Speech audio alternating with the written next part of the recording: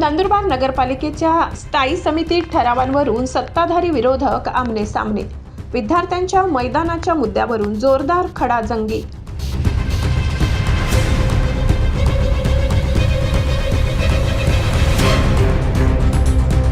नंदुरबार नगरपालिकेच्या स्थायी समितीच्या सभेत विविध ठरावांवरून सत्ताधारी आणि विरोधक आमने सामने आल्याचे चित्र पाहायला मिळाले.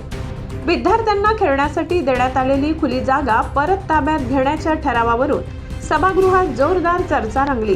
या मुद्द्यावर भारतीय जनता पक्षाचे विरोधी पक्षनेते हिरालाल चौधरी यांनी तीव्र आक्षेप घेत सत्ताधाऱ्यांना धारेवर धरले.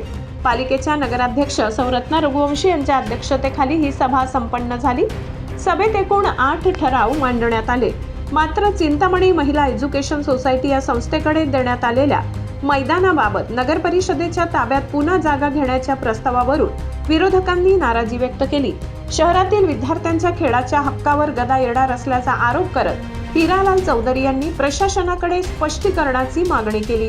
सभेत शहरातील विविध भागात सुरू असलेल्या डांबरीकरणाच्या कामांवरही प्रश्नचिन्ह उपस्थित करण्यात आले. डांबरी रस्त्यांऐवजी सिमेंट कॉन्क्रीटचे रस्ते अधिक मजबूत व टिकाऊ असल्याने भविष्यात सिमेंट कॉन्क्रीट रस्त्यांना प्राधान्य द्यावे अशी मागणी विरोधकांनी केली. यामुळे शासनाच्या निधीची दीर्घकालीन बचत होईल असा दावा करण्यात आला. सभेत पुढील महत्त्वाच्या विषयांवर चर्चा व निर्णय घेण्यात आले. नगर परिषद, प्रशासकीय इमारत व अटल बिहारी वाजपेयी सभागृह येथील वातानुकूलित यंत्रणांच्या वार्षिक देखभाल व दुरुस्तीबाबत मंजुरी. झराडी कंपनी स्टेशन परिसर व नवीन प्रशासकीय इमारतीतील सोलर यंत्रणेसाठी नवीन इन्व्हर्टर खरेदी. विश्वकर्मा मंदिर, भोने फाटा येथे चौक सुशोभीकरण कामांना मंजुरी. चिंतामणी महिला एज्युकेशन सोसायटीकडे देण्यात आलेली खुली जागा नगर परिषदेच्या ताब्यात घेण्याबाबत निर्णय. बुद्ध आंबेडकर सेवानिवृत्त फाउंडेशनला गणेशनगर येथील समाज मंदिर सार्वजनिक उपयोगासाठी भाडे कराराने देण्याबाबत चर्चा. स्वर्गीय बाळासाहेब ठाकरे जलतरण तलावाची देखभाल, दुरुस्ती, संचालन व परीक्षणासाठी अभिकर्ता नियुक्ती. रूपाशेठ पार्क परिसरातील डांबरी रस्त्यांच्या मजबूतीकरणासह अन्य कामांच्या निविदा मंजुरी. छत्रपती शिवाजी महाराज नाट्य मंदिर लगतच्या देखभाल व संचालन कामांसाठी संस्थेला पूर्ववत नियुक्ती देण्याबाबत निर्णय.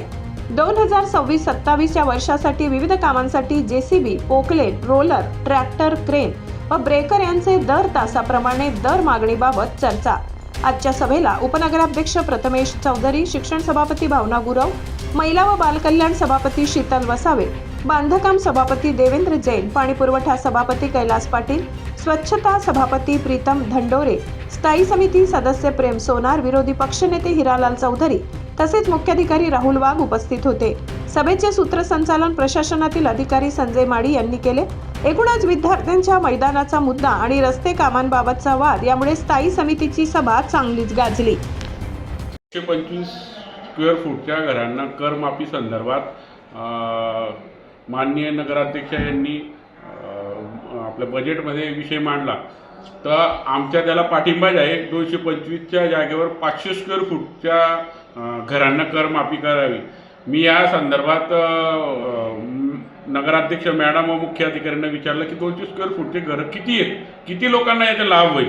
त्यांच्याकडे आकडेवारी सुद्धा नव्हती. एवढी शोकांतिका आहे. मी 25 दिवसापासून त्यांना पत्र दिलेलं आहे की 225 square foot, 300 square foot, 400 square foot, 500 square foot घरं किती आहेत नंदुरबार. अद्याप पावतो आकडेवारी दिलेत नाही. हे फक्त 225 स्क्वेअर फूटच्या गाजावाजा करल्या कोणालाही याचा लाभ मिळणार नाही. 225 स्क्वेअर फूटचे घरं खूप कमी लोकांची आहेत, त्याचा लाभ मिळणार नाही. तर आम्ही तर हा मुद्दा धरूनच हे 500 स्क्वेअर फूटच्या घरांना करमाफी करावी अशी आत्तासुद्धा आम्ही मागणी केली, सूचना केली आणि ते करण्यासाठी आम्ही सत्ताधाऱ्यांना भाग पाडू. अजेंडावरील विषय क्रमांक 1 अतिक्रमित घरे नियमानुसार करावे यासाठी सर्वानुमते ठराव करण्यात आला. या ठरावाला बोलताना त्याच्यात टाईम लिमिट आणि जे कागदपत्र आहेत ते योग्य तयार करून लवकरात लवकर लोकांना घर नियमानुसार करावे असं मी माझ्या याच्यातून सूचना केल्या. दुसरा विषय होता की शबरी घरकुलाचा जो निधी आला आहे तो आता आमचे नगरसेवक आनंद भाऊ माळे आणि लक्ष्मण माळे यांनी जिल्हाधिकाऱ्यांना तक्रार केली होती की तो निधी असंच परत जाईल. तर त्या संदर्भात आमच्या नगरसेविका सुषमा गावित यांनी सुद्धा तो विषय मांडला आणि त्याच्यात शबरी गोलकूरचे विषय लवकरात मार्गी लावा असं आम्हाला सीओनी आश्वासित केलं आहे. दुसरा विषय होता की जी घरपट्टीवर 100% शास्ती लावली गेली होती ती माफ करण्यासाठी सर्वानुमते ठराव करण्यात आला. पण ज्या लोकांनी पैसे भरलेत त्यांचा परतावा कसा करणार, तर नगरपालिकेचे नगराध्यक्ष मॅडम व मुख्य अधिकाऱ्यांना याचे उत्तर सुद्धा देता आलं नाही. आम्ही या संदर्भात विचार करू, तर आम्ही लवकरात लवकर परतावा करावा अशी मागणी केली आहे.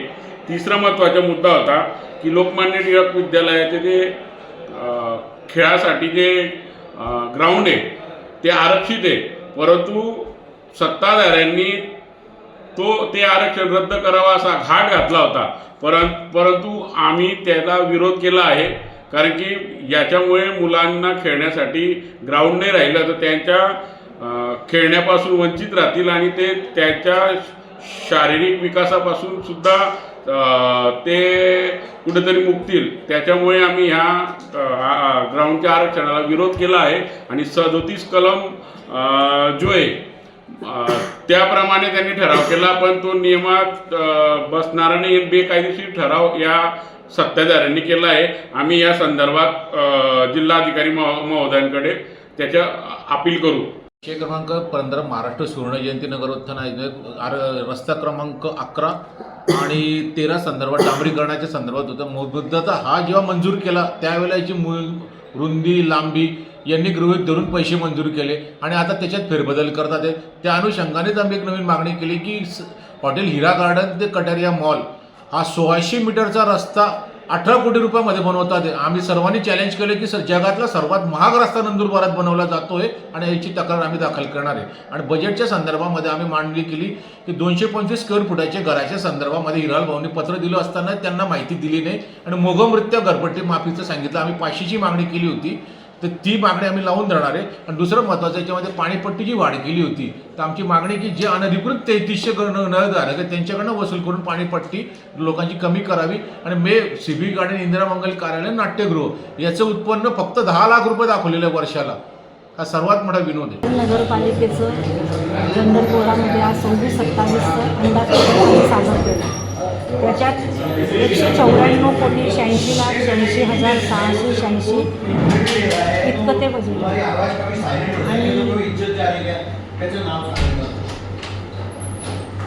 याचा म्हणजे या जनतेने जो रुपया आपल्या नगरपालिकेत भरलेला आहे त्याचा अगदी काटेकोरपणे विनियोग कसा करायचा हे या बजेटमध्ये आम्ही सामील केलेलं आहे.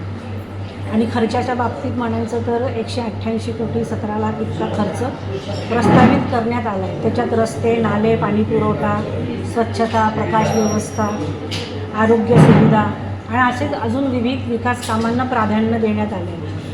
आणि वर्षाअखेरीसचा अंदाजे रुपये म्हणजे 6 कोटी 69 लाख 86,686 शिल्लक राहील असा आमचा अंदाज आहे.